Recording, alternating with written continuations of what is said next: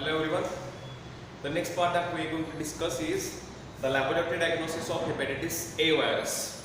So hepatitis A virus, which causes acute inflammation or acute infection of liver, that is acute hepatitis cause करतो. आणि hepatitis A virus structure आपण बघितलं already. It has an ecocytal capsid. It is a non-enveloped virus. Then we have studied the pathogenesis. Through the fecally contaminated water or food, the virus enters the body, reaches to intestine, where it multiplies. Then from blood, that is circulatory system, it reaches to the liver, and where it causes the jaundice condition. Symptoms are divided into two stages: pre-icteric stages means symptoms before jaundice, and then icteric stages means symptoms after jaundice. That is icteric stage म्हणजे after नाही पण जेव्हा jaundice त्यावेळेचे symptoms म्हणजे आपण काय बघतो की icteric stage symptoms म्हणून स्टडी करत असतो. After symptoms, the next part that we are going to study is the laboratory diagnosis of hepatitis virus. Laboratory diagnosis of this virus which causes hepatitis can be done in two ways. दोन पद्धतीने आपण diagnosis करू शकतो. First, by detecting antigen or antibodies. म्हणजे आपण hepatitis antigen किंवा त्याच्या against antibodies patient serum sample मध्ये बघणार. And second काय, that is the functional test for liver, म्हणजे liver functional test हे आपण diagnosis मध्ये यूज करतो. So diagnosis can be done by two ways. First, either by detecting antigen or antibodies in the given sample, and second, by testing the normal functioning of the liver. While performing any laboratory diagnosis, we must have a clinical sample. The clinical sample in case of hepatitis A virus should be a blood sample. And second sample that can be used, that is a feces, stool sample. So sample म्हणून आपण इथं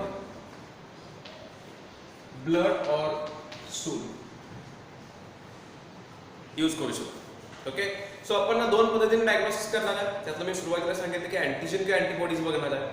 मग आता antigen किंवा antibodies आपण दोन्ही sample मध्ये बघू शकतो. आपण ब्लड मध्ये सुद्धा बघू शकतो किंवा we most commonly use stool, that is feces as a sample. Because आपण स्टडी केले की पॅथोजेनेसिस मध्ये जेव्हा व्हायरस लिव्हर मध्ये मल्टिप्लाय होतो आणि लिव्हर मधून तो लिव्हर सेल डॅमेज करतो, कफर सेल्स डॅमेज करतो, that time the virus is release through the बाईल इनटू द स्टूल, आणि मग स्टूल मधून व्हायरस हा रिलीज व्हायला लागतो. इक्टेरिक स्टेजच्या आधी म्हणजे इन्क्युबेशन पिरियड जेव्हा सुरू असतो, late incubation period 2 to 6 week आहे. सो लेट इन्क्युबेशन पिरियड म्हणजे सिम्पटम येण्याच्या काही दिवस आधी, म्हणजे प्री इक्टेरिक स्टेजच्या आधी feces मध्ये व्हायरस हा रिलीज केला जातो. लार्ज नंबर मध्ये व्हायरस रिलीज केला जातो. That's why it is necessary for demonstration of virus in the fecal sample. So demonstration of the virus in the fecal sample can be done in the late incubation period or before the onset of symptoms. Symptom दिसण्याआधी, pre-icteric stage च्या आधी, incubation late incubation period मध्ये fecal sample मध्ये virus हा release केला जातो. त्यामुळे आपण fecal sample मध्ये व्हायरस डेमॉन्स्ट्रेट किंवा डिटेक्ट करू शकतो. ओके, सो हे डिपेंड आहे की आपण कोणती टेस्ट परफॉर्म करणार आहे, अँटीजेन डिटरमाइन करणार आहे की अँटीबॉडी डिटरमाइन करणार आहे. हे कशा डिपेंड असतं की कोणत्या स्टेजमध्ये म्हणजे व्हायरस रिलीज होतो in the late incubation period, पण सिम्पटम दिसायला लागले की आपण अँटीबॉडीज डिटेक्ट करू शकतो. So depends. Then how to demonstrate a virus, that is antigen, in the fecal sample. Fecal sample मध्ये व्हायरस डिटरमाइन करण्यासाठी आपण मल्टिपल टेस्ट परफॉर्म करू शकतो. Like we can use complement fixation test. Complement fixation test. We can perform enzyme immunoassay. Enzymatic immunoassay. We can also go for some other serological tests, like we can use radio immunoassay, RIA test सुद्धा आपण यासाठी perform करू शकतो for determination of virus in the fecal sample. Besides this, we can go for electron microscopy. Electron microscopy can be used. पहिल्यांदा हा जेव्हा virus identify केला गेला होता, फिल्स्टोन या सायंटिस्ट आयडेंटिफाय केला, त्यांनी इलेक्ट्रॉन मायक्रोस्कोपीनेच हा ऑर्गॅनिझम आयडेंटिफाय केला होता. So electron microscopy can be used. And one more, that is hemagglutination test can also be performed. Hemagglutination assay.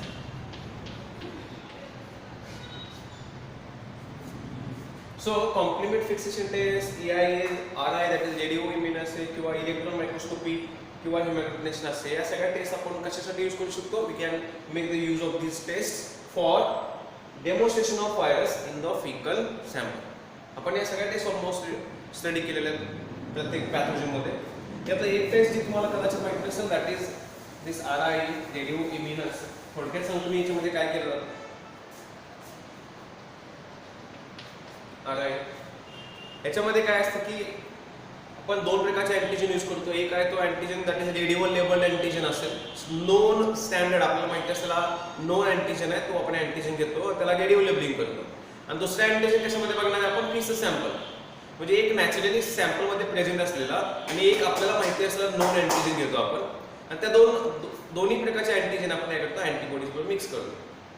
आणि मग आपण त्याचा जे एकूण रेडिओ ऍक्टिव्हिटी, रेडिएशन जे इमिट होणार आहेत त्याचा आपण इंटेन्सिटी मेजर करणार आहे by using scintillation counter. So कसा पद्धतीने केलं जातं बघा. First suppose these are the anti, so this is an antigen, known antigen आहे हा, नोन स्टँडर्ड अँटीजन. पण इथं हा सिम्बॉल आहे, सिम्बॉल काय इंडिकेट करतो की हा कसला अँटीजन आहे? This is an radio labelled antigen. Radio label antigen, radio labelling केलं जातं त्याला, म्हणजे काय त्याच्यामध्ये रेडिओ लेबल टॅग ऍड केला जातो की जो रेडिएशन इमिट करणार आहे.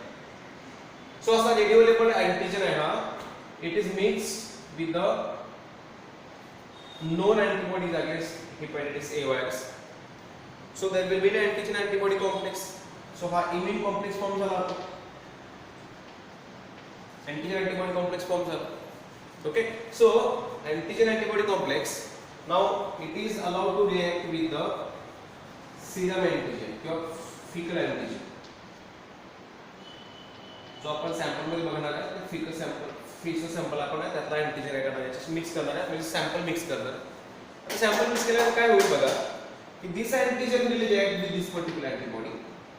तर समजा मी डायग्रामॅटिक दाखवतो की हा अँटीजन, दोन्ही पण सेम अँटीजन आहे, पण हा आपल्याला नोन स्टँडर्ड आपण लॅबोरेटरी मधला अँटीजन यूज केला आणि हा सॅम्पल मधला यूज केला.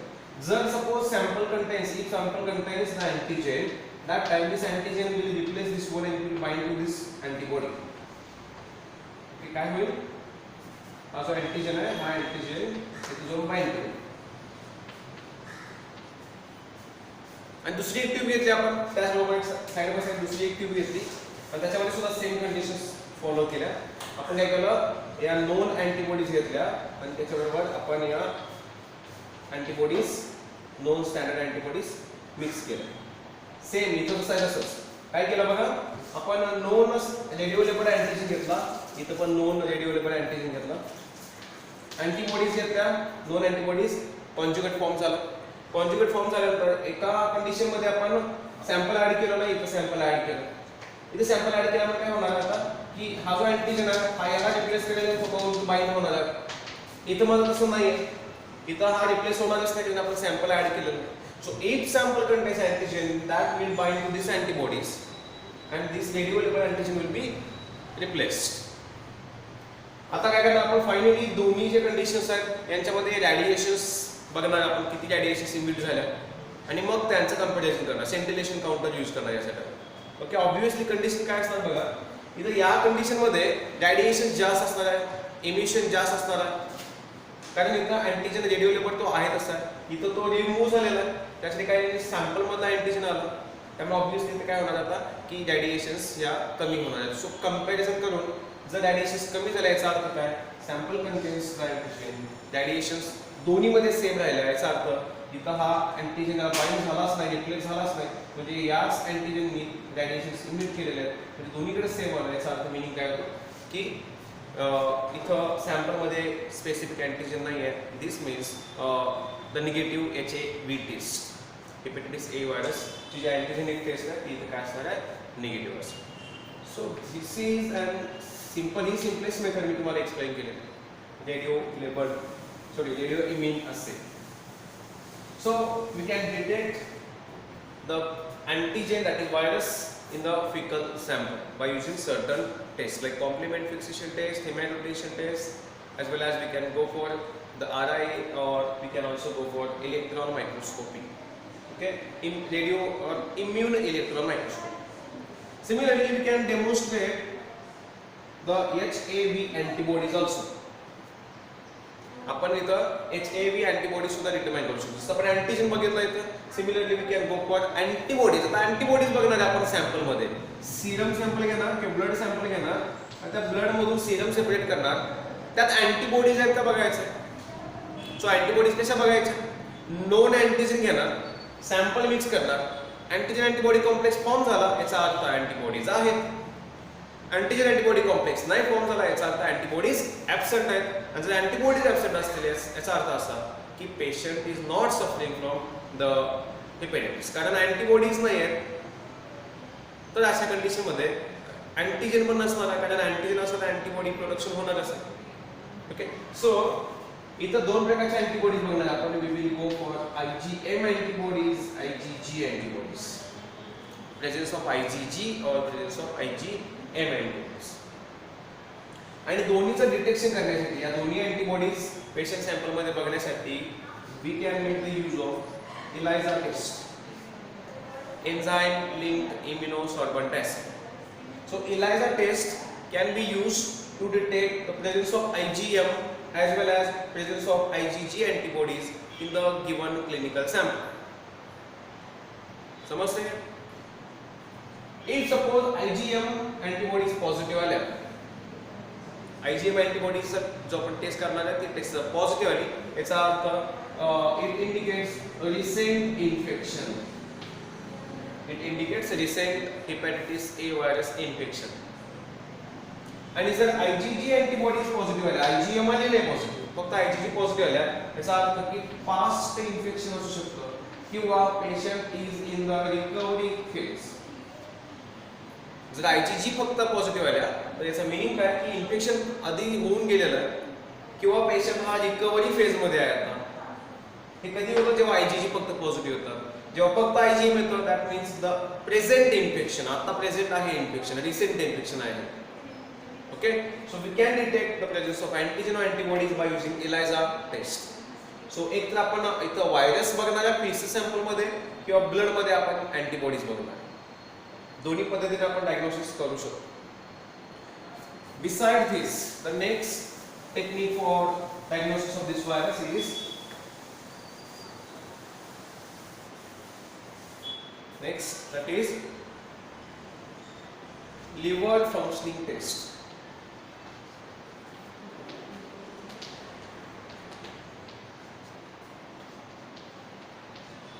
Liver functioning test. Liver functioning test कधी करतो आपण. नॉर्मली काय की हेपॅटायटिस मध्ये आपण बघितलं की liver is affected, liver cells damage होतात, लिव्हर मध्ये नेक्रोसिस होतं. Hepatomegaly is also observed swelling of liver because of such necrotic effect. आणि त्यामुळे काय होतं की लिव्हर मध्ये नॉर्मली लिव्हरचं फंक्शन काय असतं की म्हणजे नॉर्मली लिव्हर काय करतं की दोन एन्झाइम्स सिक्रेट करतं. दोन enzymes like alanine aminotransferase, alanine aminotransferase, and second enzyme that is aspartate aminotransferase. हे दोन एन्झाइम्स लिव्हर सिक्रेट करत असतात, ALT और AST, alanine aminotransferase and aspartate aminotransferase. So liver काय करते की हे दोन एन्झाइम्स सिक्रेट करते आणि रिलीज करते ब्लड मध्ये, सीरम मध्ये. नॉर्मल कंडिशन मध्ये हे एन्झाइम सिक्रेट केले जातात. पण महत्त्वाचं असं आहे की जेव्हा लिव्हर इन्फेक्शन होतं, हेपॅटायटिस होतं, एस्पेशली हेपॅटायटिस A व्हायरसच्या इन्फेक्शनमुळे ॲक्यूट हेपॅटायटिस होतं. आणि जेव्हा ॲक्यूट हेपॅटायटिस होतं, under such condition there is a rise in the concentration of these particular enzymes. So जेव्हा लिव्हर डॅमेज होते तेव्हा काय होतं की हे एन्झाइम्स त्यांचं कॉन्सन्ट्रेशन ट्रिमेंडस इन्क्रीज होतो, मेनी फोल्ड कॉन्सन्ट्रेशन इन्क्रीज होतो under liver damage condition, hepatitic condition. So under such condition the alanine aminotransferase as well as aspartate aminotransferase enzyme synthesis is increased, and as a result there is rise in the concentration of these enzymes in the blood. आणि आपण हेच determine करणार आहे. Liver functioning taste मध्ये काय बघणार आहे, की एन्झाईम सिंथेसिस किती आहे, कॉन्सन्ट्रेशन किती आहे ब्लड मध्ये. कॉन्सन्ट्रेशन इन्क्रीज झालं याचा अर्थ liver is damage. Concentration normal आहे, there is no inflammation of liver, no infection to the liver. So based upon the concentration of these enzymes, as well as we can also determine the concentration of bilirubin pigment. जेव्हा liver damage होतं त्यावेळी bilirubin पिगमेंटचं concentration सुद्धा काय होतं, increase होतं, many fold increase होतं. Correct. So these by determining the concentration of these enzymes and pigments we can determine whether the patient is suffering from hepatitis or not. Example, normal condition मध्ये alanine amino transferase किती असतो, तर it is found to be less than 40 units per liter. So less than 40 units per liter normal condition मध्ये हा इतका असतो, लेस than 40 units of alanine transferase enzyme per liter of blood serum. But जेव्हा infection होतं, damage होतं, त्यावेळी हेच concentration it increases 500 to 2000 units. It increases concentration to 500 to 2000 units per liter. So concentration many fold किती पटीने increase झाले बघा. Normally हे एवढं असतं, तर तेच कॉन्सन्ट्रेशन लिव्हर डॅमेज मध्ये, हेपॅटिटिक कंडिशन मध्ये हे इतकं बघायला मिळतं. सो इतकं this much rise in this particular enzyme concentration in the serum indicates damage to the liver. Okay. Similarly, bilirubin pigment. Bilirubin pigment. Normally, it is found to be less than 1.2 milligrams per liter, per deciliter. Per deciliter. म्हणजे per deciliter. Deciliter म्हणजे 0.1 deciliter indicates, or it is, and 0.1 liter. 0.1 liter म्हणजे 100 ml. So per 100 ml of the serum, normally less than 1.2 milligrams of bilirubin pigment is observed. Normal condition मध्ये इतका bilirubin pigment असतो serum मध्ये. But under liver damage condition, hepatic condition, concentration increase होतो. Concentration increases to 5 to 20 milligrams per liter. This much rise, 5 to 20 milligrams per deciliter. This much rise in the concentration of bilirubin is an indicator of the liver damage. So by determining the concentration of these enzymes as well as bilirubin pigment, we can determine the state or condition of the liver.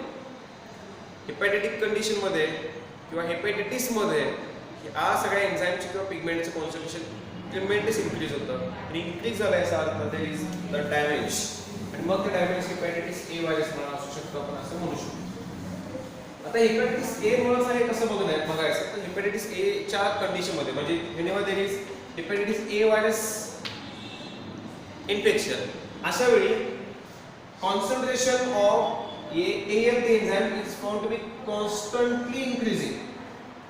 म्हणजेच कधी होतंय असं, suppose this is a concentration of ALT. Concentration of ALT हे कधी म्हणतो मी, hepatitis A virus असेल. Hepatitis A व्हायरसचं इन्फेक्शन झालं तर काय होतं की कॉन्सन्ट्रेशन एकदम राईज होतं, शार्प राईज इज ऑब्झर्व. या एन्झाइमचं कॉन्सन्ट्रेशन एकदम ग्रॅज्युअली इन्क्रीज होतं. पण जर कॉन्सन्ट्रेशन असं आहे की फ्लक्च्युएशन आहे, कॉन्स्टंट नाही किंवा असं ग्रॅज्युअली इन्क्रीज होत नाही, इन्क्रीज होतं, थोडं कमी होतं, पुन्हा इन्क्रीज होतं, पुन्हा कमी होतं, असंच असेल, फ्लक्च्युएशन असेल, तर याचा अर्थ इथं बघा नॉर्मल कॉन्सन्ट्रेशन पेक्षा कॉन्सन्ट्रेशन इथे इन्क्रीज झालेलं, पण असं ग्रॅज्युअली इन्क्रीज झालेलं नाहीये. मग हे याला आपण म्हणू शकतो नॉन हिपॅटिक और नॉन HAV और नॉन HBV कंडिशन. म्हणजे इथं लिव्हर डॅमेज झालेले आहे, पण काय की it is and non HAV और नॉन HBV कंडिशन. म्हणजे इथं हेपॅटायटिस व्हायरस ए किंवा बी यांचं कोणाचं इन्फेक्शन नाही आहे, कारण यांचं इन्फेक्शन झालं की असं शार्प राईज होतं, थोडं फ्लक्च्युएशन असेल तर इथं हेपॅटायटिस व्हायरस असेल असं आपल्याला सांगता येत नाही. So by using this particular test like determination of antigen in the feces or antibodies in the blood, as well as by performing the liver functioning test, we can detect or diagnose the patient whether the patient is suffering from hepatitis or not. So this is all about the diagnosis of hepatitis virus. Next point, that is the prophylaxis. For diagnosis, the next point that we are going to discuss is the prophylaxis.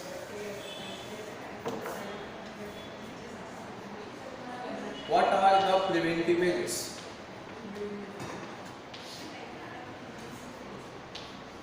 Okay, so preventive measures कोणत्या म्हणते?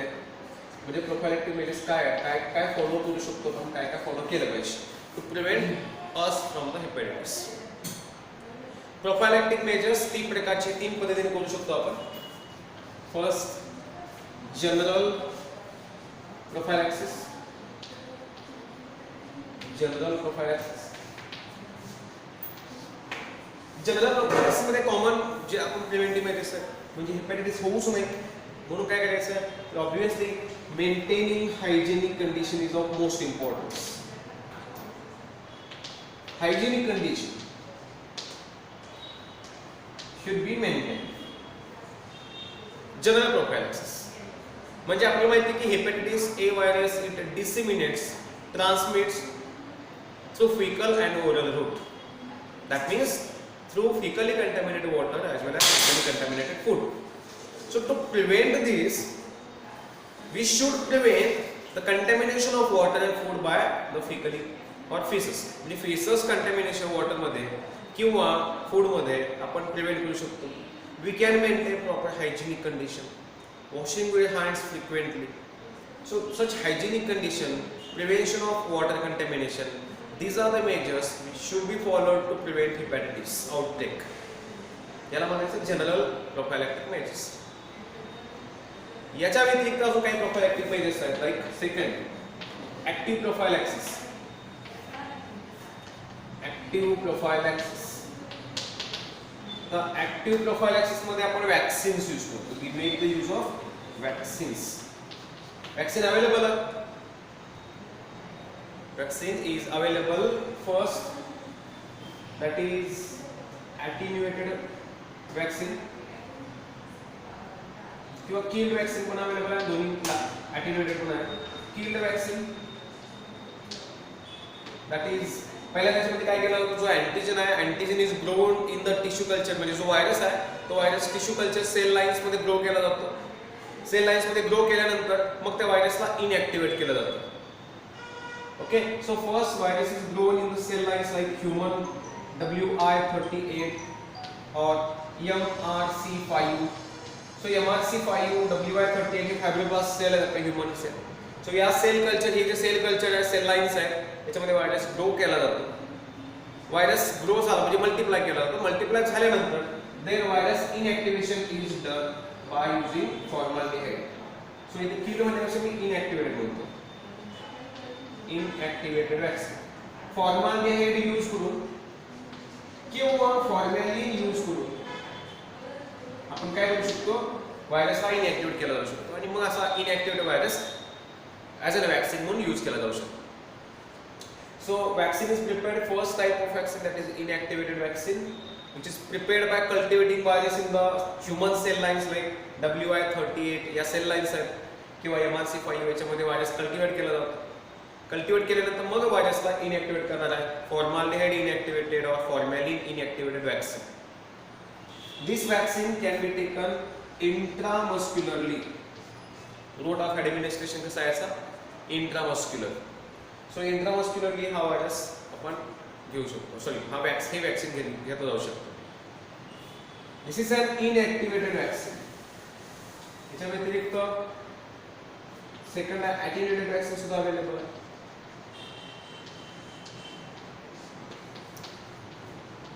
And this vaccine is taken subcutaneously. It is taken subcutaneously. So in the active prophylactic measures, we make the use of vaccines to prevent hepatic infection. Then third type of measure, that is passive. Third, Passive prophylactic measures.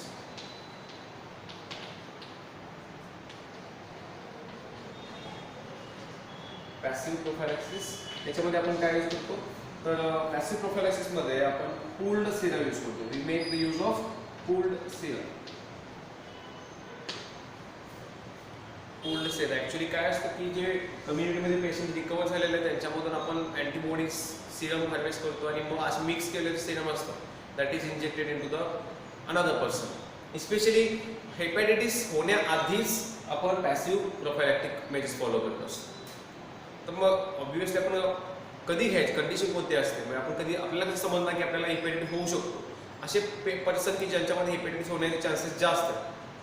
अशी condition कधी असते समजा example की सोसायटीमध्ये कोणातरी एखाद्या पर्सनला hepatitis झाला असेल तर याचा अर्थ ऑब्व्हियसली तिथं आउटब्रेक होण्याची शक्यता असते. फॅमिलीमध्ये कोणाला झाला असेल तर तिथं त्या फॅमिली मेंबर्स जे बाकीचे मेंबर्स आहेत त्यांच्यामध्ये रिस्क फॅक्टर जास्त असतो. किंवा एखादा पर्सन आहे की ज्या पर्सननं शेल फिश कन्झ्युम केलेलं आहे आणि ते shellfish suppose that is cultivated in the fecally contaminated water किंवा एखादा शेल फिश आहे अंडर कुक्ड असेल आणि असं शेल फिश कन्झ्युम केलं असेल तर अशा वेळी हेपॅटायटिसचे चान्सेस जास्त असतात. अशा पेशंटमध्ये पूल्ड सिरा म्हणजे which is antibodies harvested from the recovered patient. That pooled sera is injected into those patients.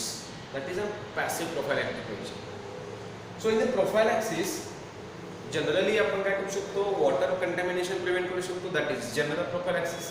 Vaccine use करू शकतो किंवा आपण पूल्ड सिरा अँटीबॉडीज सुद्धा यूज करू शकतो. So these are some prophylactic measures which are to be followed to prevent hepatic infection. The final point is treatment of hepatitis. Hepatitis साठी as such कुठली ट्रीटमेंट किंवा कोणतं मेडिसिन अवेलेबल नाही किंवा अजून डायरेक्टली आपण हेपॅटायटिस व्हायरसला किल करणे किंवा इन्फेक्शन क्युअर करण्यासाठी मेडिसिन्स किंवा स्पेसिफिक ट्रीटमेंट अवेलेबल नाही. But supportive medicines can be use. Symptoms reduce करण्यासाठी काही मेडिसिन्स यूज केले जाऊ शकतात बट ॲज सच ट्रीटमेंट याच्यासाठी अवेलेबल नाही. Okay so this is all about the first type of virus which causes hepatitis that is hepatitis A virus. Thank you.